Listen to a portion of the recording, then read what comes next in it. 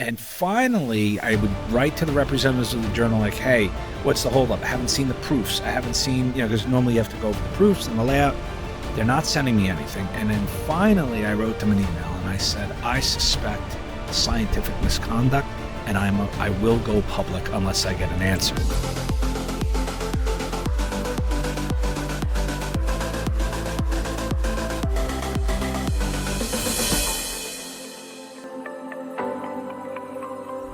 So I have a question for you.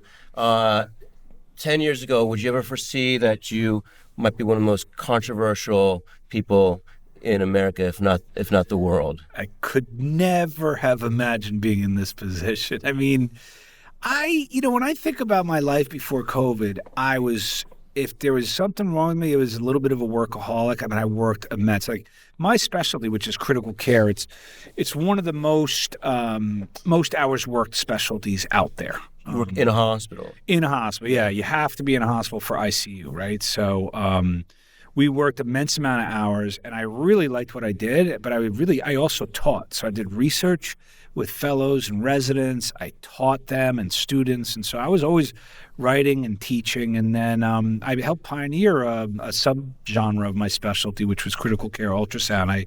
I learned how to do ultrasound myself, and I learned how to make life-saving diagnoses at the bedside of crashing patients so that I could turn them around real quick. And I wrote and taught that for about 10 years. And so I was like well-known, well-respected. I kept getting recruited. I got recruited to one of the top research institutions in the country, University of Wisconsin. I was literally about to become full professor when I left academia. And so I had a really good career. I was liked. Who wouldn't like me? I was just trying to help.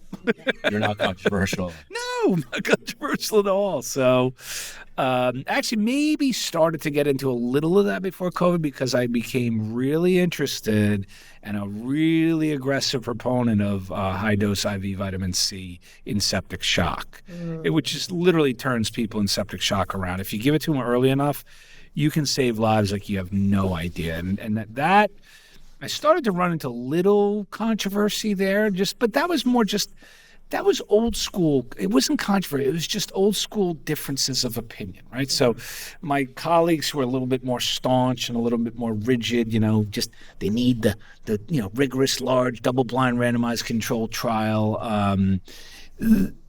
We debated that. There was other things that I debated, but it was, I wouldn't say they were always friendly, but they were professional. Yeah. There was no personal attacks. There was no professional sacrifices or harms that you suffered. You just, you went your way and you. So you just kind of doing your thing, really caring about people, really caring about this global issue at hand, and then all of a sudden, boom, you're thrust into a major spotlight. Yeah. What was that all? How did that feel? What was that all about? When did that first happen? I wish I have a little backstory. Yeah. What that spotlight? What was going on? Yeah. I think the spotlight started maybe around the corticosteroid testimony, because after that, I got invited on a couple of but this is small time, just like some local radio stations in Wisconsin. May of 2020, right? May of 2020, yeah. I certainly got attention from the University of Wisconsin who were coming after me, got into that fight and had to hire a lawyer to get him to back off. They tried to cancel you first. Yeah. Or actually more just keep me quiet and not speak to the press or the public. In fact, they were trying to demand that I ask for permission before I go on and do any media. And that's actually a violation of First Amendment and also academic integrity and academic freedoms. Like a professor should never have to ask for permission to speak to the public. It should be unfettered, unobstructed. And my lawyer taught me that and taught them that too. Because after my lawyer sent that letter, I never heard from the leadership or administration of a university. I think it actually shamed them. Wow. Because they were representing a top university in the world, and they were literally trying to infringe on the academic freedom of one of their professors. Wow. This is before May of 2020. This is May of 2020. This is right around that time. This is before Ivermectin. It's good thing you had a smart lawyer. Yeah. Oh, he was great. And but to your point about the publicity thing, my life changed overnight with that testimony on Ivermectin, because I was really I don't know if you guys know the backstory of why I was so impassioned during that, because it went viral. Share with our viewers. Yeah, so what happened was I was waiting to testify, and there's about 8 of us. We had varied levels of expertise, but all of our expertise led to conclusions that were discordant or not in agreement with what was happening in the country and the consensus, right? Like, for instance, Jay Bhattacharya, who's the new he was on my panel. He testified, I think, right before me about the ludicrousness of the lockdowns. We had people talking about masks. We had various aspects of therapy, and I was there to talk about early treatment. You know, Peter McCullough and Harvey Rich did hydroxychloroquine. I did Ivermectin. And what happened is, as the hearing was November 2020? This was December 8th, 2020, close. December 8th. December 8th. And what happened was, and I hate to admit this, and you guys are going to have to forgive me for this, but I used to vote Democrat. Don't worry. I used to vote Democrat, and I didn't pay much attention to politics. I thought they were the good guys. But again, I was very superficial into politics. Okay. What happened was, at the beginning of the hearing, you know, you had the majority party, which was the Republicans and Senator Johnson at the time, and then the ranking member in the party. And what's interesting is the Democrats didn't show up. The ranking member of the committee, this is the Homeland Security Committee, he showed up and he made some remarks which were so deeply offensive to me, basically dismissing us all, these experts who were fighting on the front lines. I was treating COVID patients. I was watching COVID patients die for 6 months. I was running ventilators, ICUs, working like you wouldn't believe. You're right there on the front line. And this guy, this politician, comes up and calls us like politically motivated, and I can't even remember what he said, but like I was like in a cartoon, like when the face turns red. And I'm from New York. I got a temper. I used to get in a fair amount of street fights. I literally was like, "Are you kidding me? Wow. This guy did not just say this to me. I'm the one out there on the front lines fighting this thing, and he's going to tell me I'm here because I'm a politician." So is that video? Is there public access to that? Yes, you can find in the Senate on Ron Johnson's on the Senate Homeland Security Committee site. You can see the whole testimony. Maybe Alex put a little clip of that in here. You got to put that in because it'll show why later when it came my time to speak, I just went off. I was like, because I was stewing for an hour over what he said. And thank you for holding this hearing. I just want to start out, I didn't think I'd have to say this, but I want to register my offense at the ranking member's opening statement. I was discredited as a politician. I am a physician and a man of science. I have done nothing but commit myself to scientific truth and the care of patients. And so it ended up lending me to be quite emotional and really, I don't know, maybe aggressive or passionate. And it turned out that I think what I was saying, you know, there was anger, there was also expertise, and there was also solution. I think it resonated with a lot of people. And I didn't know that. So here I am, right? And you've heard stories from a lot of people who go viral for different reasons. And suddenly, and this wasn't really, it met the definition of viral, which I learned there is a definition. It's like a certain amount of views in a certain amount of hours. And it far exceeded that. But it's still like it has nothing to do with like what true celebrities are. Because I'll give you a very, I wouldn't say humbling moment, but my video, it was on the most watched site was on the Fox News channel where they showed my video. And my video got to like 8 million views before it got taken down. I remember I was on YouTube one day. This is like a couple months later. And you know how you see all those clips like on the side that they suggest? And I noticed that there was an interview with some young blonde actress who was interviewing with like a Jimmy Kimmel or something. Yeah.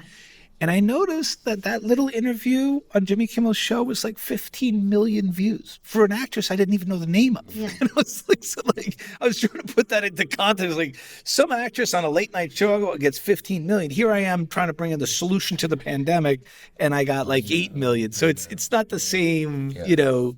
Still a lot of views. But it's still a lot of views. Yeah. And the other interesting thing about that, and this isn't an ego thing, it was really I'm not saying, not being falsely modest, it made me happy because more and more people are hearing the word, especially the coolest thing that happened was after so what's interesting is while I was in the hearing room and as I testified, I finished, my phone's blowing up with my colleagues. Like Paul Marek is like, oh my God, I love you. You absolutely crushed it. Da, da, da. So everyone's very happy. 5 minutes after I finish, I get a text saying that Fox News wants to interview me like right when I'm done. Wow. Okay. So like someone at Fox News was like, we got to talk to them. I think they saw that it was an important thing that they just witnessed. And so I did my first interview walking out of there. It was a friendly interview? Yes, it was friendly. It definitely was friendly at that time. They were just very interested, but this is, I think, before they learned to be unfriendly, right? But no, that first one was friendly. But what was really cool is I started getting contact from little physician groups around the world, different countries. Like in Austria, a group wanted me to talk to them, give lectures. So I was just giving Zoom lectures to various interested physician organizations. Naive, just like naive, and for the betterment of man, that's all you were doing. Yep. And when did things go sort of At some point it dark turned, turn? Right? Like at some point you were being massively 2 days later. It didn't take long. So it went from Okay, so let's say the first adverse action was, and this just shows you how naive and how much we had to learn, but within 24 hours, we got a request from the Associated Press that they wanted to interview me. And we were like, this is amazing. It wasn't about me getting famous. It was like, we're going to get our message out through the Associated Press. You were naive at the time. Like, you aren't a big Associated Press, so they feed to like every newspaper in the country. And we were like, we're literally going to change history by getting this information out. So I get interviewed by this woman named Beatrice Dupuis. She's this young former fashion reporter. Interview's pretty straightforward. I am burying her with data and how much I know that ivermectin works, the people I've talked with around the world, the studies that I had in hand, how I had already seen people turn around. And like, she was pretty deferential, a little contrarian, like asking a couple of like, I wouldn't say difficult questions, but like skeptical. But I thought it went really well. Interview ends, and 24 hours later, headline, ivermectin not a miracle drug for COVID. And then it goes into me and what I said, and then they use other doctors quoting that, I am over my skis, that's my term, just like insufficient evidence, you have to have good quality. And then they almost proed it up like it's like another drug to be debunked, like hydroxychloroquine. In fact, that line might have been in there.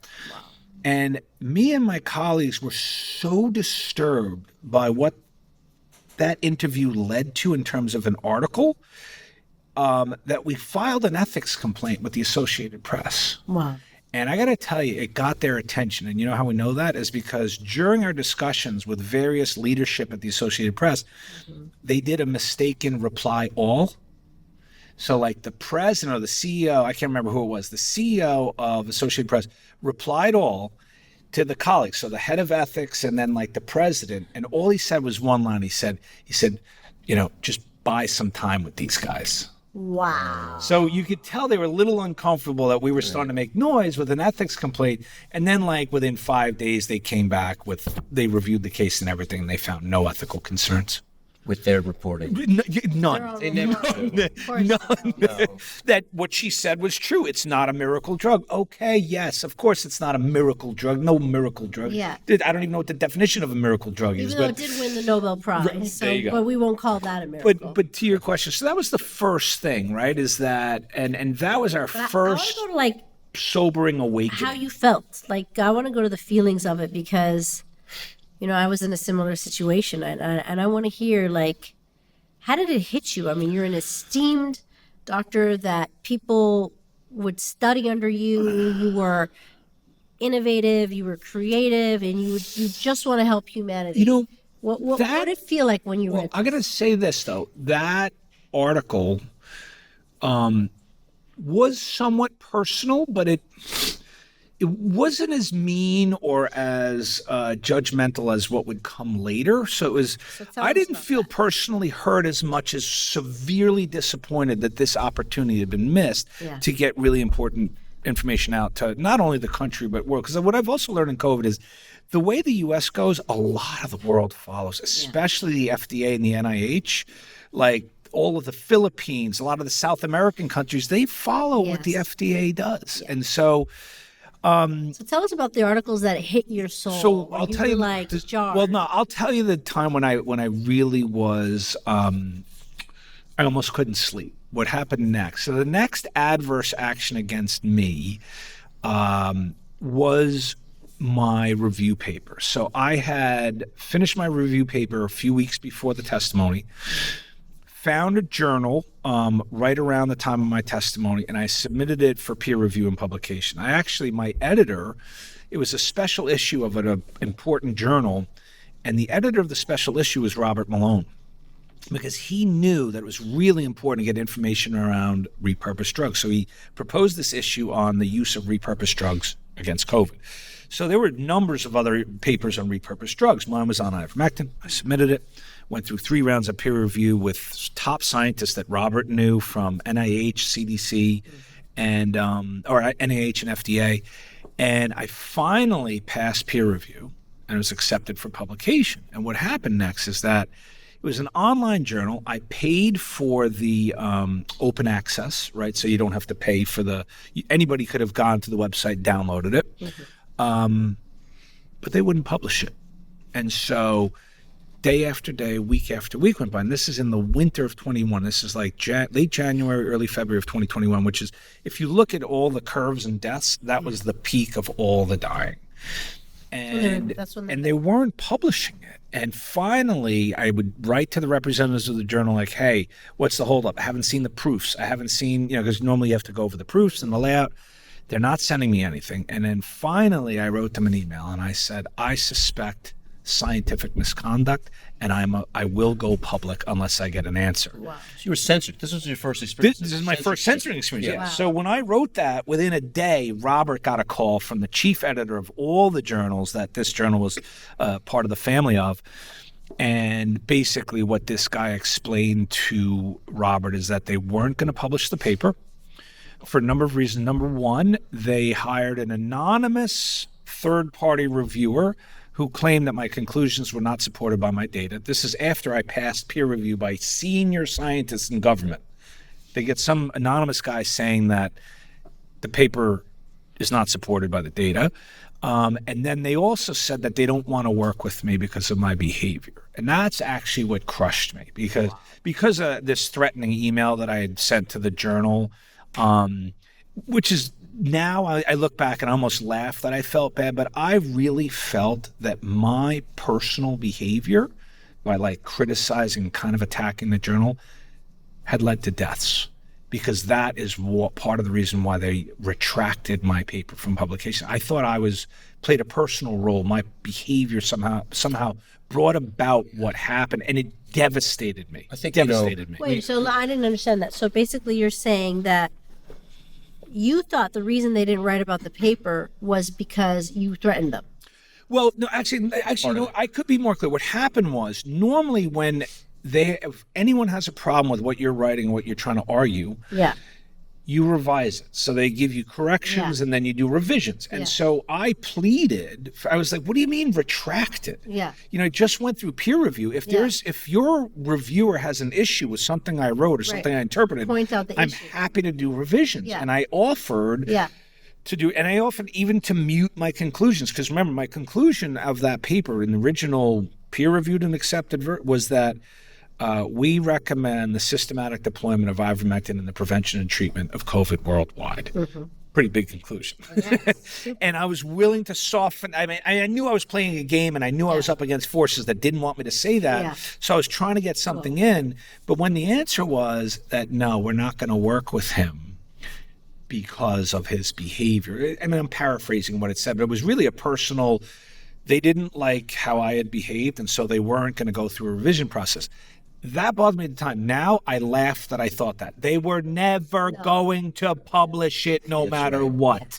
But at the time, I literally thought that I was responsible for blowing up the opportunity to get this thing published. I mean, whenever you're canceled or we often go there and we think, what did I do? Was I? Yes. What did I have some sense of ownership that I did something. You can't help but feel guilty when somebody does something to tell you that they don't like you, or they don't like you for something that you've did. You can't help but immediately feel a little bit guilty. No, we went through that as well. I mean, I had kids crying because their parents were yanking them out of the school, And I cried thinking like, did I do something wrong because this child is crying because they don't want to leave my school, but the parent is yanking them out? Could I have done something It's differently? your fault. You And get to feel it's your fault. I felt like that. I felt like I let down this child. So I can understand.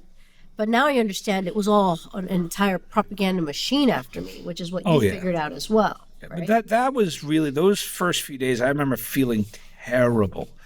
And I'll tell you another time did I you really cry? Like, did you? I wasn't crying, but I couldn't sleep. I felt really like, you have like that pit in your stomach. So I'm walking really around all day fucked just up. feeling crappy, Yeah. not feeling good, not wanting to want to work because I just felt really bad. Yeah. And I wanted that feeling to go away, right? Probably had a few more drinks than I should have those days. But like, just, Yeah, you want to, same I just thing. didn't feel like sitting in that kind of crap. I did And the same thing. So yeah. And so I'll tell don't you, like another time where I remember feeling really low, and this is an interesting one. So fast forward. So what we're talking about here is we're February of 21. Over the next year, I keep advocating, working with my organization. We're putting out more and more information. I'm writing white papers showing all the evidence around Ivermectin. I'm doing lots of interviews in media and especially in other countries. And so and I was testifying in parliaments around the world, like in different countries and stuff. I was helping different groups. I was endlessly busy trying. I wouldn't say I was an evangelist, but I literally was trying to promote the use of ivermectin to help people.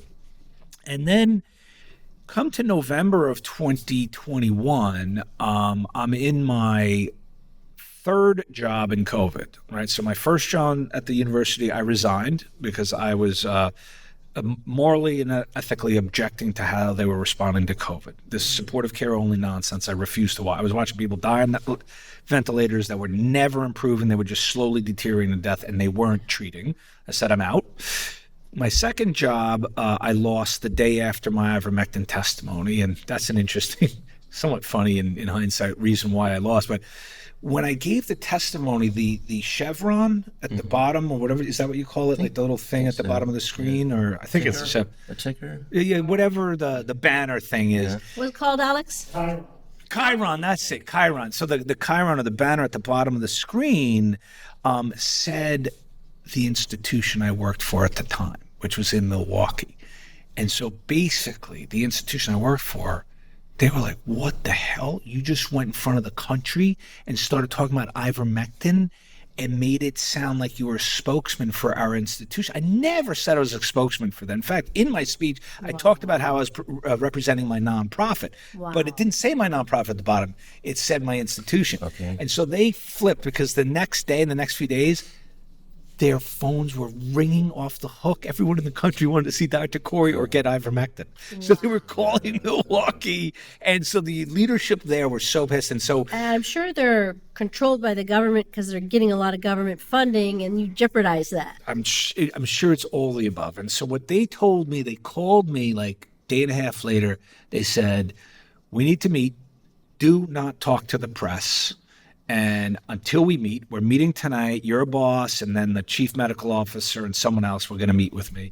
And I remember I was fairly prescient at the time already. And I said to them, they said, we're going to revise the terms of your contract. So they weren't firing me, but they were offering me a new contract. And I told them in that first phone call, I said, I'm just going to let you know, if you put any restrictions on my ability to speak publicly in that contract, we don't have to have the meeting. Right. Wow, that's And good. sure enough, 6 hours later, we have the meeting. What do?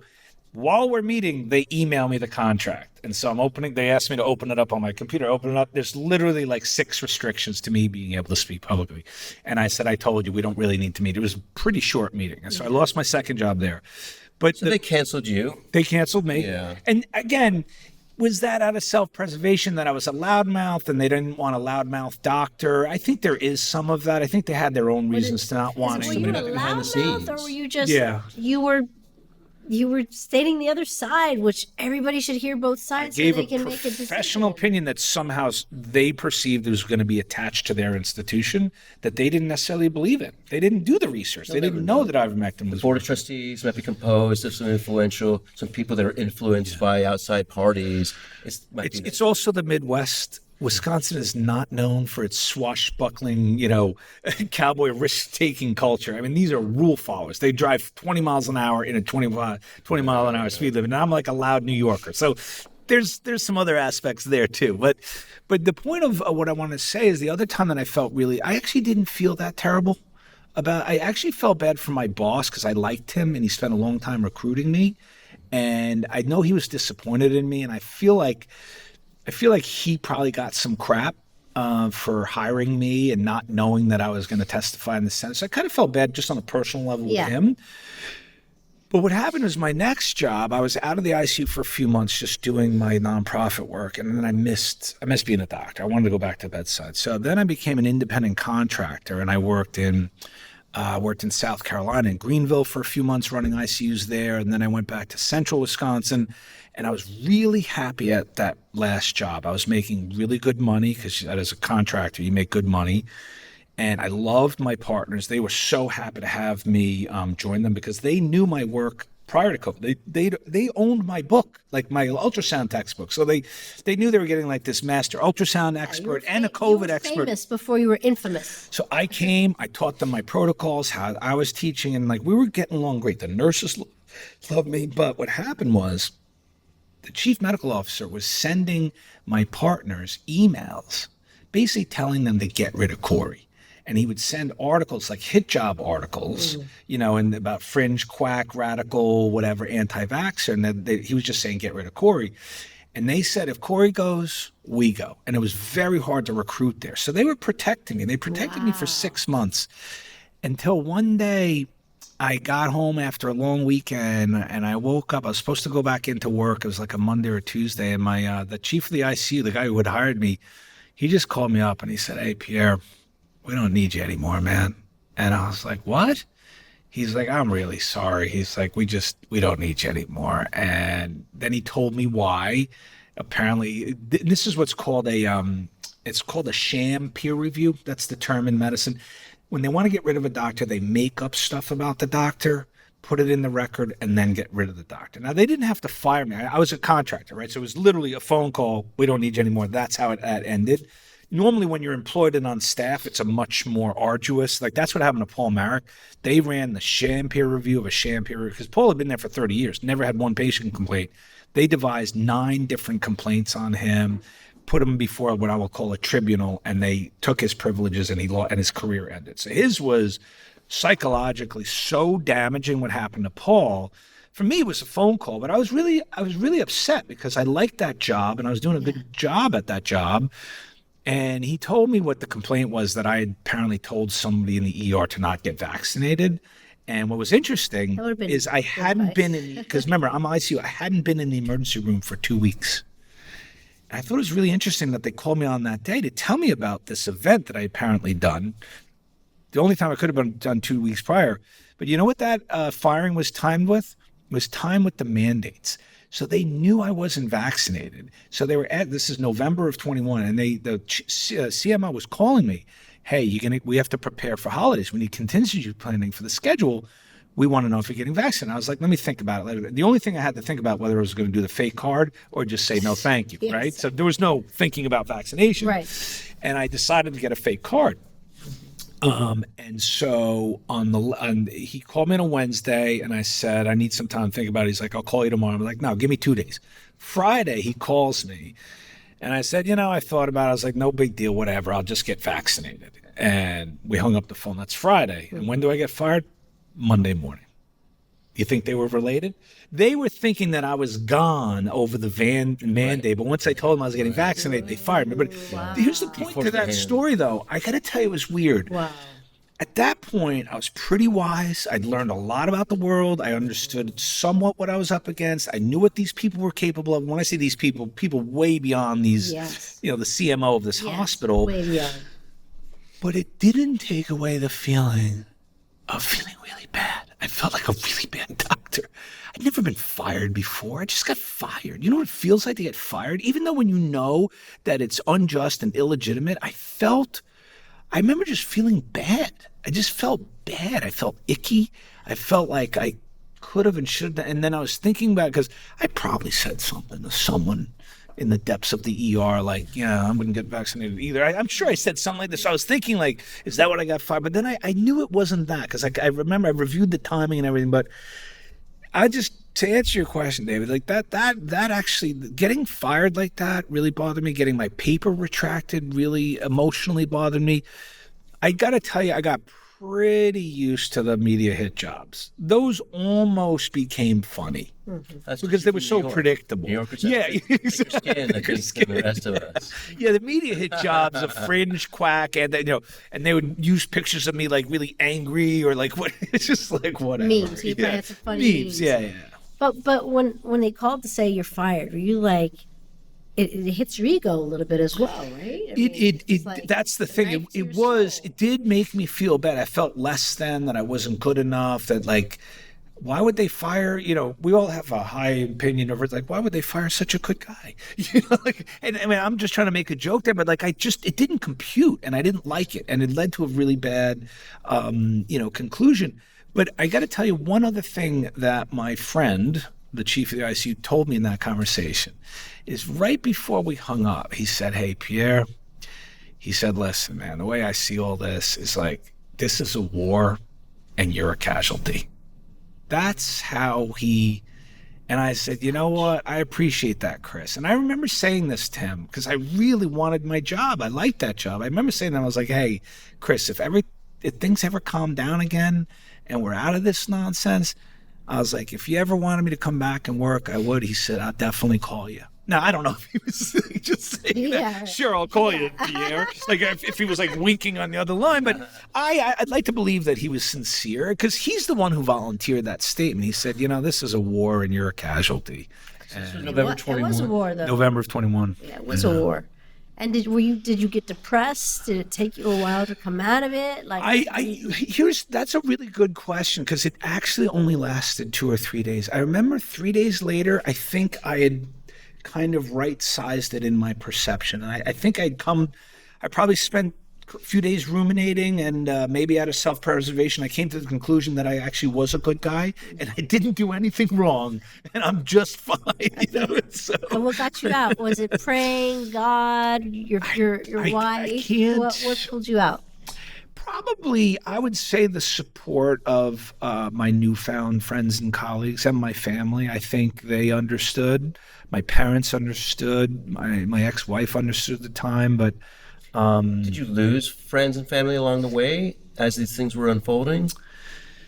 I would say that's a really cool question, because I'm going to say I gained so many. I got to meet and interact and build this huge social and professional network of the best people in the world. And I hate to say it like this, but these are the people who got this stuff right, that navigated this right, figured it out the right way, fought on the right side. And so that's the positive. Now, what did I lose? Here's the thing, right? I'd been an educator for so long. I used to run a training program for doctors training in my specialty. And so I have like years and years of residents, fellows, students who really liked me, and they would reach out, even difficult cases, or just every few months, 3-6 months, like an old fellow who's now like his own big boss attending somewhere. He'd just be like, "Hey, Pierre, how you doing? What are you up to?"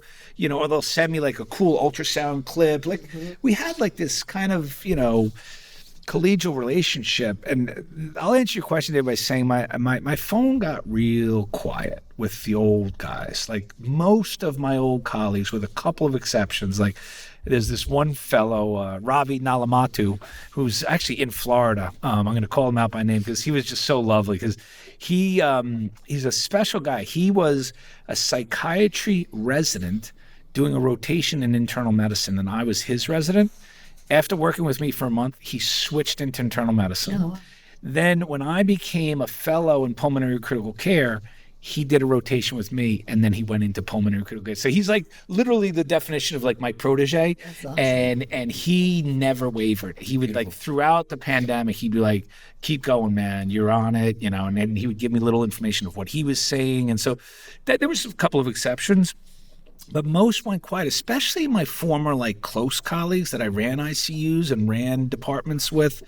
they went real quiet on me. It's a lonely feeling when you're going through the cancellation journey.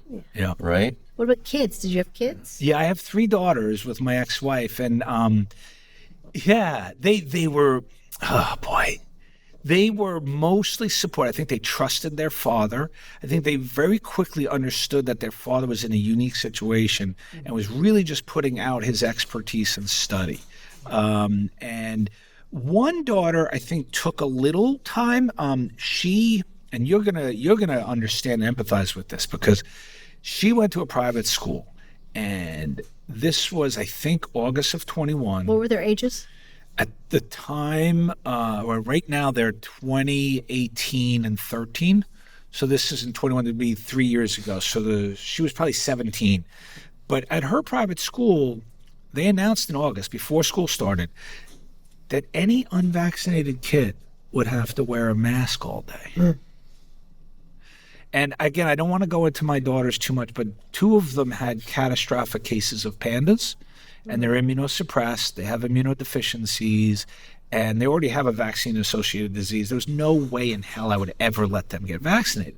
But I remember she was crying because she'd had COVID a couple times, and she thought it was because we weren't vaccinating her, right? She's believing all this. So she was very, very upset.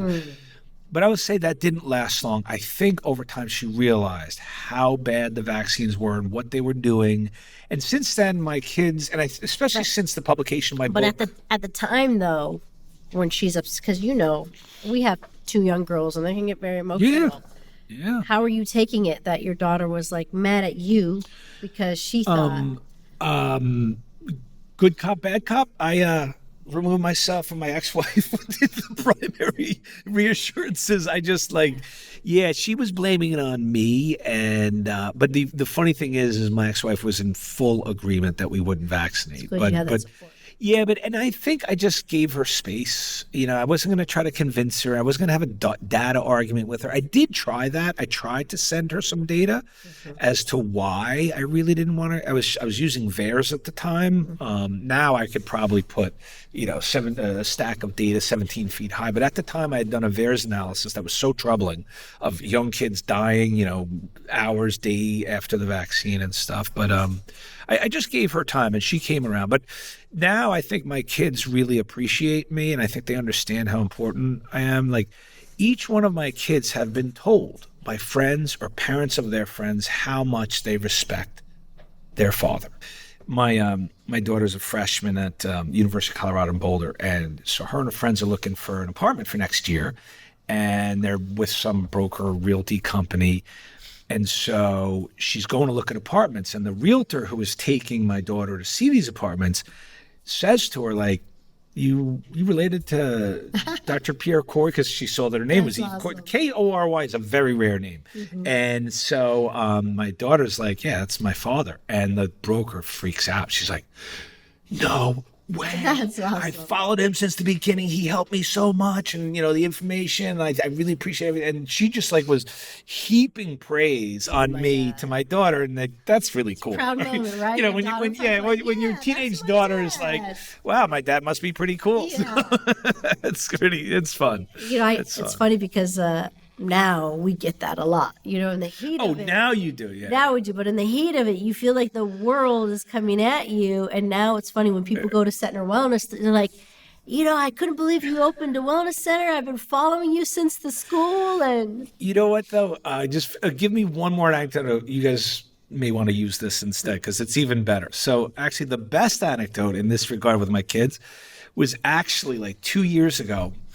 Same daughter, in high school, back in Madison, and she goes to lunch with her friends every day. They're in the car. They all have driver's license. So they're going in the car to Chick-fil-A, whatever they do every day, which is terrible food, but I guess. So they're going there, and apparently the conversation in the car is somebody mentions that Eve's dad was on Joe Rogan. And so one of her friends literally goes to them, no way. Your father was on Joe Rogan? Get out. And they were all like, yeah. And then one of them was like, yeah, I watch his stuff all the time. So literally my daughter's close friends in high school, follow my stuff, watch my stuff, and they all like watch the Joe Rogan episode. Like, I mean, what's cooler than having your teenage daughter's friends think you're like that's a great episode, by the way. Yeah. Everybody should rewatch that. There you it's a go. Great episode. But yeah, those are some of the high points. So I want to talk to you a little bit about the disinformation playbook, because I feel like I didn't know about this playbook. First of all, it was totally played on me, and I'd like for you to go over it a little bit. I pulled it up here. And we pulled it up on the screen as well. That summarizes it a little bit. Yeah, so what is this all about? Who made this thing? let me tell you how I discovered I like the one on the screen. It's very organized. Let me tell you how I discovered it. So it was March of 2021, and I woke up one morning and I get this email from someone I don't know, and it's from a professor named William B. Grant. Turns out he's like one of the most published researchers on vitamin D in the world. And he writes me a 2-line email. It says, "Dear Dr. Kory, what they're doing to ivermectin, they've been doing to vitamin D for decades." And he includes a link to that article. I'm like, who's this? What is he talking about? I click on the link, and that's when like literally like my, light, whatever the metaphor is, the light bulbs are exploding, and like suddenly I can see the world clearly, because what that article shows, it's called the Disinformation Playbook. We have mapped out on the screen. Right? It outlines the tactics that industries deploy when science emerges that's inconvenient to their, let's be honest, financial interests, right? Ivermectin science is highly inconvenient to pharma, right? With all the profits from the vaccines, Paxlovid, Remdesivir, Molnupiravir. And so I'm reading this article, and these tactics were actually developed by a PR firm hired by the tobacco industry in the 1950s after Babe Ruth got jaw cancer. Wow. They had a problem on there. Because Babe Ruth was like one of the biggest ad salesmen for cigarettes at the time. And he was like always smoking and probably on the field smoking while he's swinging a bat. Then he gets jaw cancer, and more reports are coming out that smokers are getting cancer. And so they developed these tactics to try to suppress and distort the evidence of harm of cigarettes. And since that time, they've perfected those, and they've become even more powerful because of their levers, which control media agencies.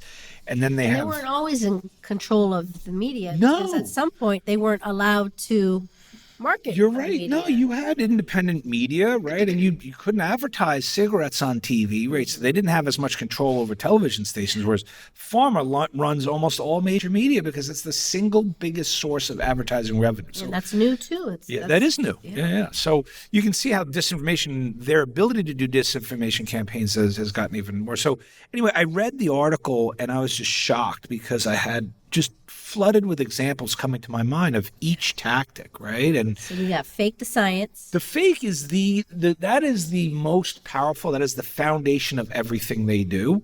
So there's a chapter in my book called The Big Six. It's actually should be called The Big Seven. But basically what they did is they ignored all of the studies that I brought forth from all the black and brown countries, the observational trials, the epidemiologic studies, even the randomized controlled trials done from and all the positive trials they ignored. And they actually designed and conducted what I call the Big Six. These were large, purportedly high quality, rigorous, double-blind, placebo-controlled trials. And they were so manipulated and so designed to show that ivermectin didn't work. Didn't they overdose people too? Like hydroxychloroquine. Yeah. Because that's what they did in hydroxychloroquine. They gave them way too much. But this is what I was saying to you before is that I wrote the book, The War on Ivermectin. One of my colleagues could have written the book, The War on Hydroxychloroquine, because it's literally the same tactics, same results. But too much, too late. What I like about your question about didn't they overdose, and I like to make this point because hydroxychloroquine does have a lethal dose. And in one of their big trials, they used a dose just under the lethal dose, which no one has explained and I think is actually a crime that should be prosecuted. With ivermectin, you can't do that. You can take 100 times normal dose and be fine, or at least 50 times. Wow.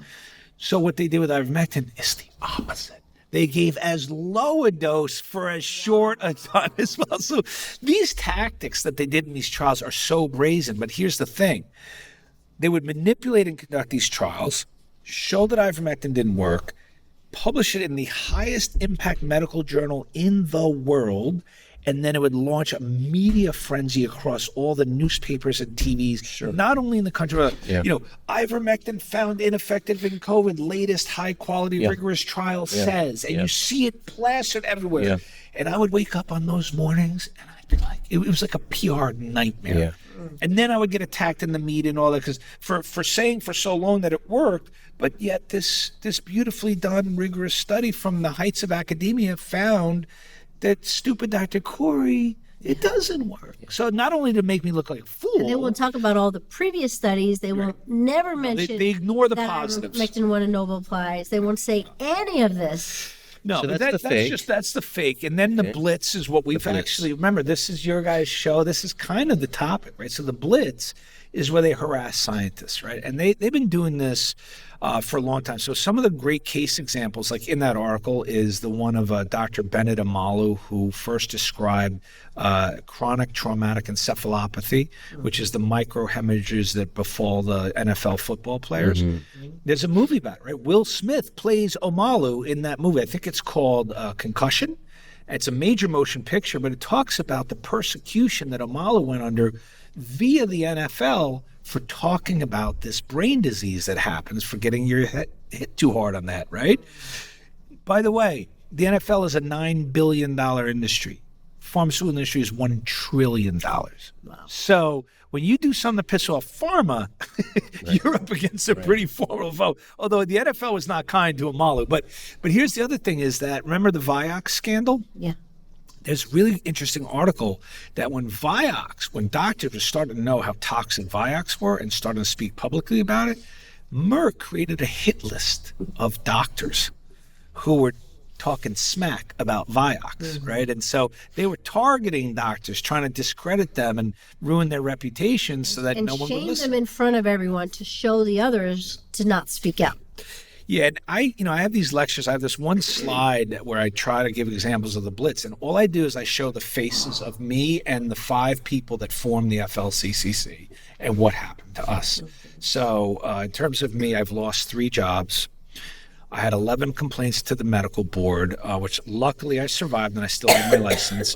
But the worst thing that's happened to me is that my specialty board certifications were revoked. And what is board certification is, it's when you have a specialty, you can take this higher level exam, and when you pass that, you can call yourself board certified. So you spend a lot of money, you take this exam, and then you can puff out your chest. And board certifications used to denote like a higher level of knowledge or skill. That's all it was. And so patients would get impressed that when you gave a lecture, you could say, I'm board certified and this and that. So I actually have 3 board certifications, internal medicine, pulmonary disease, and critical care medicine. And the boards came after me and Paul Marek especially. They enacted this new misinformation policy. Peter McCullough, same thing. The 3 of us got the letters on the same day from the same committee.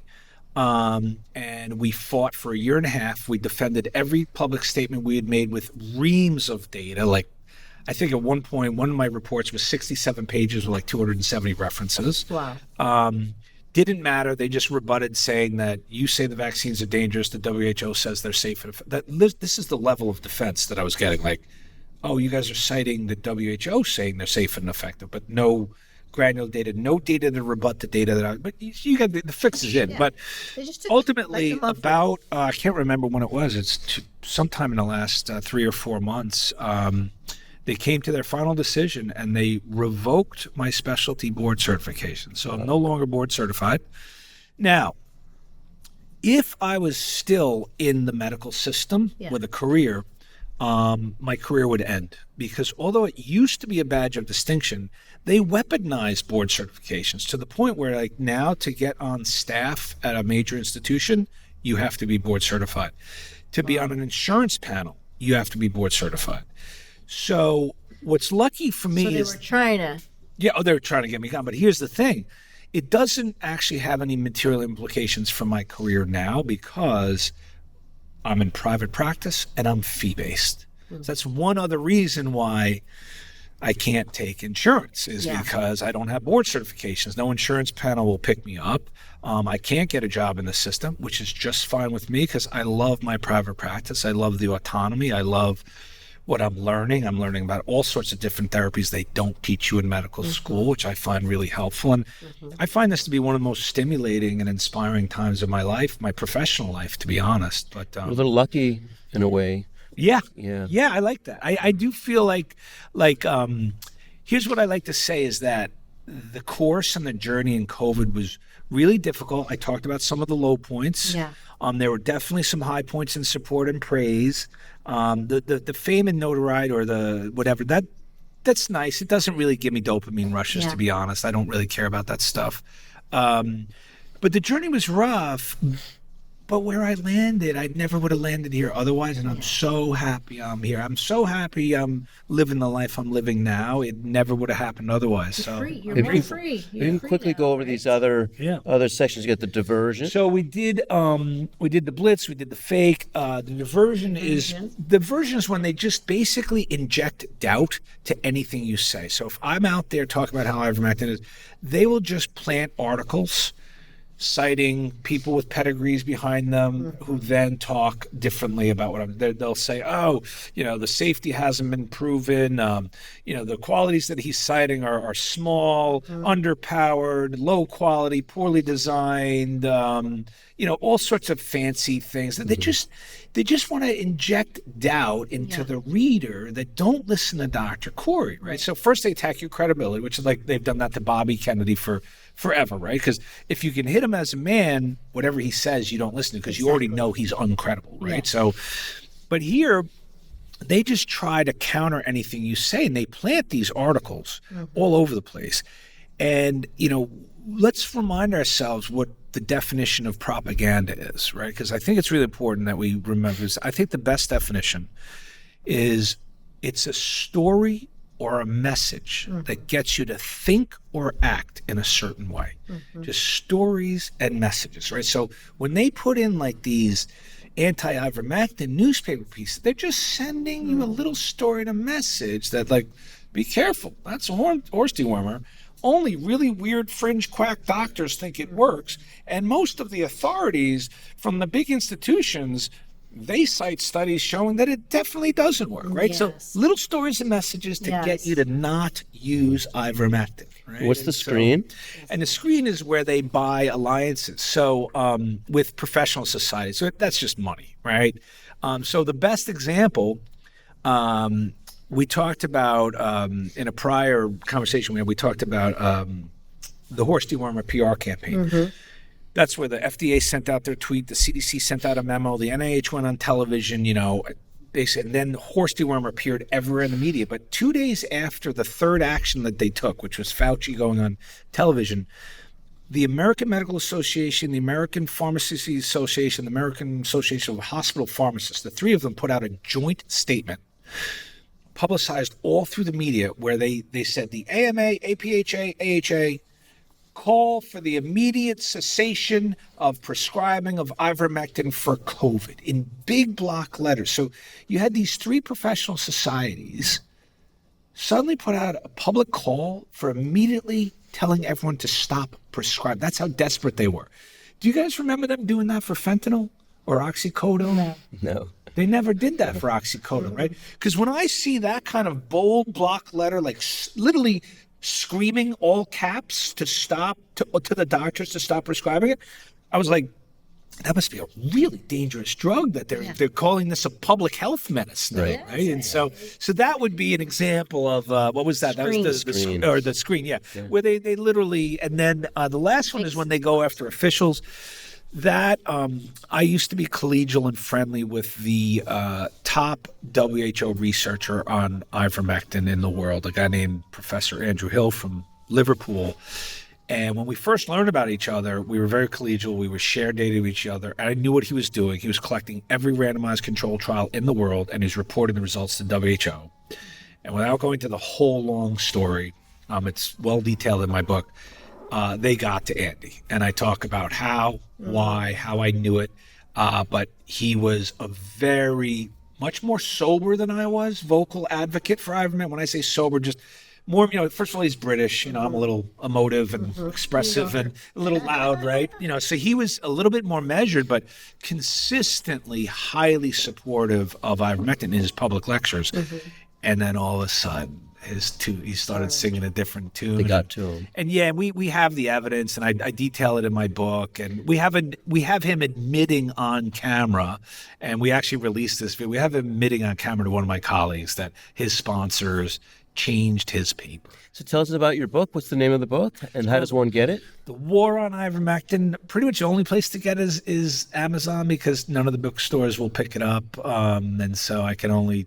Luckily, at least there's Amazon, but it's available now. It's available now. Yeah, it's been out for a couple of years. It's done really well in a number of countries, and I found out you make literally nothing from your first book, but I'm still happy people are reading it. So, well, we really appreciate your warriorhood and doing just following your heart and doing what you think is right, and ignoring the slings and the arrows, and rising above it all. And I'm really happy for you. As you guys have too. So to be honest, it's I'm with august company here. So pretty much. We love people that fight the system. They don't sit back and just get beaten into submission. Yeah. I hope we are setting an example for those who come after us, because one of the things that Malone, and this is I'm not trying to pump myself up or you guys up, but one thing I noticed throughout all of COVID is how few whistleblowers there were. Yeah.